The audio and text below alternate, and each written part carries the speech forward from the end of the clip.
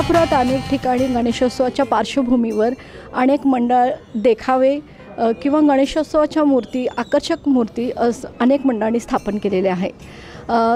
गणेशोत्सवाच्या पार्श्वभूमीवर अशाच एका मंडळामध्ये आपण आलेलो आहोत आणि या मंडळामध्ये उज्जैन येथील महाकालेश्वर या मंदिराची प्रतिकृती सेम व्हीनस कॉर्नर येथील एका मंडळाने केलेला आहे आणि त्या मंडळाचे अध्यक्ष आहेत, त्यांच्याशी आज आपण बोलणार आहोत। सर्वप्रथम सर्वांना जय श्री महाकाल। मी व्हीनस कॉर्नर मित्रमंडळातर्फे बोलतोय सोमेश चौगुले। माननीय शशिकांत बेडकर यांच्या अध्यक्षतेखाली आम्ही मध्य प्रदेशमधील उज्जैनमधील महाकालेश्वर म्हणजे महाकाल यांचं मंदिराची प्रतिकृती केलेली आहे। तर आमच्या मंडळाचं वैशिष्ट्य हे आहे की आम्ही रोज महाकाल यांचा चेहरा वेगवेगळ्या रूपात शृंगार करतो आणि संध्याकाळी 7 ते रात्री 12-1 वाजेपर्यंत आम्ही भस्मारती हा देखावा दाखवतो।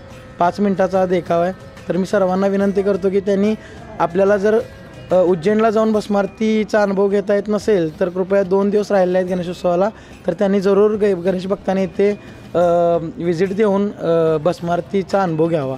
ही कन्सेप्ट तुम्हाला कशी सुचली आणि हीच प्रतिकृती तयार करायचं असं काही डोक्यामध्ये होतं का? मग कसं झालं, मी महाकुंभ मेळ्याला ज्यावेळी चाललो होतो, जो आपला मोठा महाकुंभ मेळा होता, त्यावेळी आम्ही अचानकपणे उज्जैनला गेलो आणि भस्मारती ही मिळत नाही।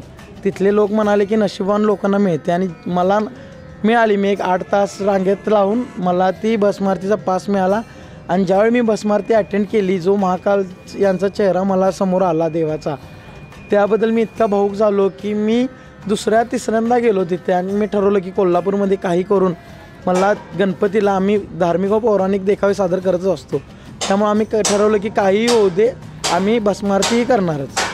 तर आमच्या अपेक्षेच्या पूर्ण बाहेर जसं स्वतः महाकाल यांनी तयार करून घेतल्याप्रमाणे 99% आम्ही उज्जैनच्या मंदिराची प्रतिकृती गाभाऱ्याची केलेली आहे आणि ते योगायोगाने साकारत गेले। असं आहे, आमची फक्त कल्पना होती की आम्ही महाकाल यांचं काहीतरी करावं आणि ते साकारत गेलो। किती वर्ष झालं तुम्ही वेगवेगळ्या प्रतिकृती अशा सादर करत असाल का वेगवेगळे देखावे दाखवत असाल, पण या वर्षीचं काय वैशिष्ट्य असं सांगाल का? इतर वर्षांपेक्षा हे वर्ष वेगळं ठरतं असं तुम्हाला वाटतं? काय वेगळं पण तुम्ही सांगा। कारण की जे काय घडतंय ते आमच्या अपेक्षेच्या बाहेरच घडतंय। आम्ही आर्टिस्ट नाही आहे, मी एक मंडळाचा कार्यकर्ता आहे, पण तुम्ही बघू शकताय मूर्ती हे मी नुसतं बनवायला बसतो ते आपोआप घडतं। त्यांचा चेहरा, त्यांच्यात जे एक सजीवपणा आला आहे, एक देवपण आलं आहे, हा देखावा आहे ॲक्च्युली। पण त्या मूर्तीकडे बघताना भाविकांच्या डोळ्यातून अश्रू येतात, त्यामुळे हे वर्ष आमच्या गणेशोत्सवाचं आम्हाला अविस्मरणीय आहे। जसे काय म्हणजे आम्ही काही ठरवलेलंच नाही, जे घडतंय ते महाकाल घडवून घेत आहेत। ही मूर्ती तुम्ही घडवली आहे का? हां, म्हणजे आणि किती कालावधी लागला?